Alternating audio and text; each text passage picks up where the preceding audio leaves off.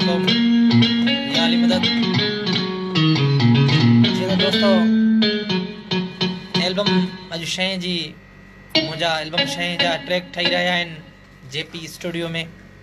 जुनेद भाई वटि छो जो मुंहिंजो जेके मुंड खां वठी मूं आख़िर ताईं जेके मुंहिंजा एल्बम माशाल्लाह 6 एल्बम जेके थिया आहिनि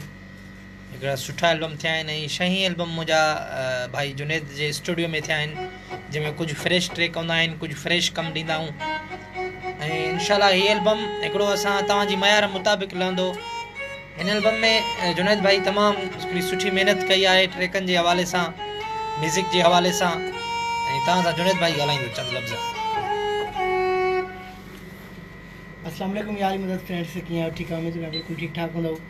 बिल्कुलु भाई इमरान जो हर बार एल्बम जी पाणी कंदा आहियूं ऐं हर बार बेस्ट खां बेस्ट एल्बम थींदो आहे हिन भेरे बि तमामु सुठी सिलेक्शन सां गॾु इमरान चांडियो साहिब जो एल्बम अची रहियो आहे इंशाल्लाह पहिरियां जीअं हीअ एल्बम बि इंशाल्लाह दोस्तनि खे तमामु बेहद पसंदि ईंदो सुठी सिलेक्शन जुनेद भाई हिन में तव्हां ट्रैक जेके नवां ठाहे रहिया आहियो हिन में भाई इमरान जा कुझु ट्रैक फ्रेश ट्रैक आहिनि ऐं नई वैरायटी आहे पंजाबी वर्जन स्टाइल सां टाइप सो इंशाल्लाह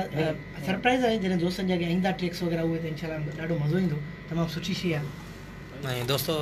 असां हींअर जेपी स्टूडियो में वेठा आहियूं इंशाल्लाह जॾहिं रिकॉर्डिंग थींदी ऐं जेपी स्टूडियो जे हिकु नाले सां असां केक कटींदासीं रिकॉर्डिंग में जंहिंमें मुंहिंजा रिकॉर्डिंग में मोतबर दोस्त जेके मुंहिंजी जान आहिनि भाउ असदला भुट्टो नवदरे वारो जमील बिरोई रेस सनाला चांडियो ऐं फिदा हुसैन भुट्टो ऐं रेस मदद चांडियो रेस मज़न खान चांडियो पूरी संगत गॾु हूंदी इंशाल्लाह अचो तव्हांखे का म्यूज़िक नई एल्बम जी ॿुधायूं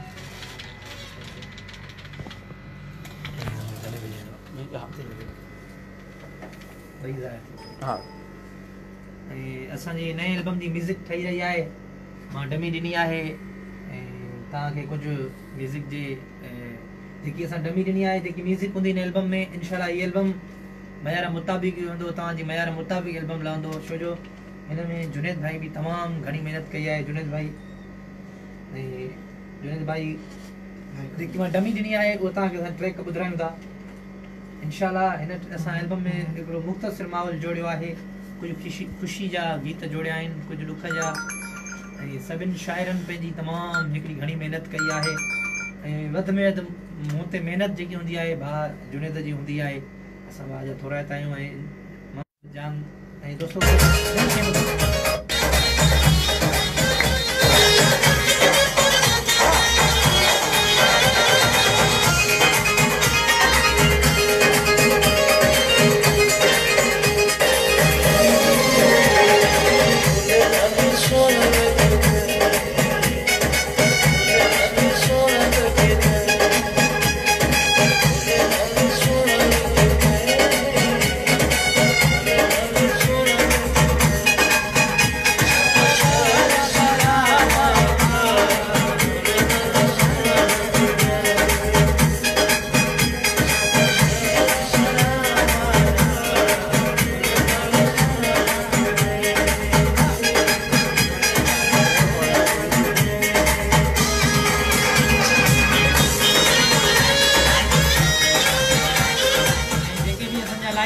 जुनेद भाई कुझु ॿ लफ़्ज़ हिन एल्बम जे बारे में ॿुधाइजो एल्बम तव्हांजो कीअं थो लॻे सभु एल्बम मुंहिंजा तव्हां क्या आहिनि दोस्तो बहितरीन एल्बम आहे तमामु बहितरीन एल्बम आहे फ्रेश ट्रैक इंशाल्लाह नई वैरायटी सां गॾु ऐं इंशाल्लाह हर बार नई वैरायटी ॾींदा आहियूं हिन भेरे नई वैरायटी आहे इंशाल्लाह जॾहिं दोस्तनि जे कुझु बार इमरान भाई सरप्राइज़ रखियूं आहिनि छो जो सरप्राइज़ रहंदो त बहितरु थींदो ऐं ॿी दोस्तनि खे ख़ुशख़बरी ॿुधायूं हे जेको एल्बम जी रिकॉर्डिंग थींदी असां हिते cake कटींदासीं JP studio Junaid Soomro जे नाले सां सिंगर इमरान चांडे नाले सां एल्बम नंबर 6 उन में तमामु मुंहिंजा दोस्त जेके वॾा वॾा मोतबर जेके शख़्सियतूं आहिनि जेके जिन गीत बि लिखिया आहिनि इंशाल्लाह हीअ एल्बम हिकिड़ो सरप्राइज़ हूंदो बसि थोरो इंतज़ारु कयो